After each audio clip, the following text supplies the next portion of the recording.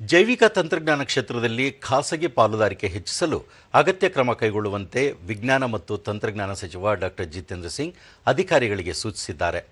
ದೆಹಲಿಯಲ್ಲಿ ಜೈವಿಕ ತಂತ್ರಜ್ಞಾನ ಉದ್ಯಮ ಸಂಶೋಧನಾ ಸಹಾಯ ಮಂಡಳಿ BIRAC ಹಿರಿಯ ಅಧಿಕಾರಿಗಳ ಸಭೆಯಲ್ಲಿ ಪಾಲ್ಗೊಂಡು ಮಾತನಾಡಿದ ಅವರು, ಜೈವಿಕ ತಂತ್ರಜ್ಞಾನ ಮತ್ತು ಜೀವವಿಜ್ಞಾನ ಕ್ಷೇತ್ರಗಳಲ್ಲಿ ಸ್ವದೇಶಿ ಉತ್ಪನ್ನಗಳು ಹಾಗೂ ತಂತ್ರಜ್ಞಾನಗಳ ಉತ್ತೇಜನಕ್ಕೆ ಕೈಗಾರಿಕಾ ವಲಯದ ಸಂಪರ್ಕವನ್ನು ಬಲಪಡಿಸುವುದು ಅಗತ್ಯವಿದೆ.